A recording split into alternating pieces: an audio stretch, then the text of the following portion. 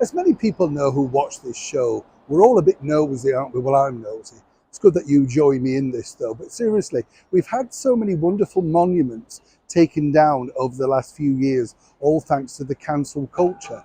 And I don't know about you, but when I'm wandering around, say, great cities, anywhere really, I always take a look at things like statues, monuments, plaques, because it's always really symbolizing somebody who's gone before, normally somebody who's done so much good for the world. And this should be recognized, as I've said numerous times.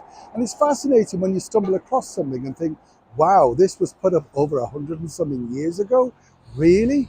Well, this is the case of this particular statue here that I just really wanted to share a few short words with you, because again, how many people literally in the heart of the Royal Borough of Kensington drive and walk past this particular spectacular monument of Robert Napier on his horse. He was the Chief Constable also of the Tower of London. That's right, that was an important job, right?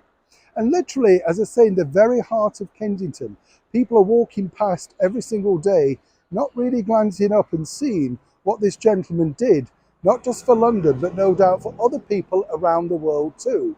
So let's just quickly share his history. Robert Napier was born in Colombo, Ceylon, now Sri Lanka, and had a long and very distinguished career in the British Army. He entered the Bengal Engineers in 1826, fought in the Sikh War from 1845 to 1849, and took part in the relief of Lucknow in 1857 during the Indian Mutiny. However, his most famous campaign was an expedition to Ethiopia in 1868. Now, upon his retirement, whichever you wanted to call it, from the British Army, he later acted as Commander-in-Chief in India until 1876. Then he was also the Governor of Gibraltar until 1882. And finally, one of the most prestigious jobs ever, I would imagine, to become Constable of the Tower of London.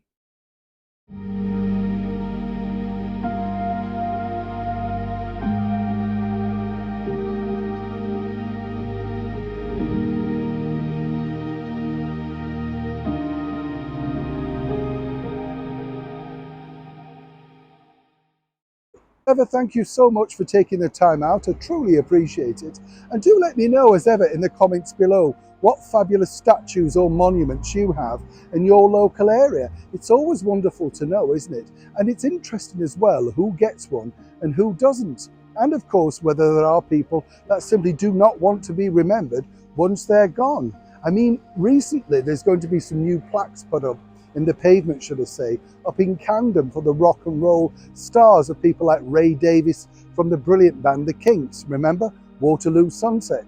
So it does still go on and people are grateful for it. But I wonder if the modern generation, they think this is too much a look at me. A statue isn't for them. They'd rather have 2 minutes of fame on Instagram, Twitter, or whatever it may be. Either way, I'd love to know what monuments mean the much to you in your local area. Do you go and have a look at them? Do you remind people of them?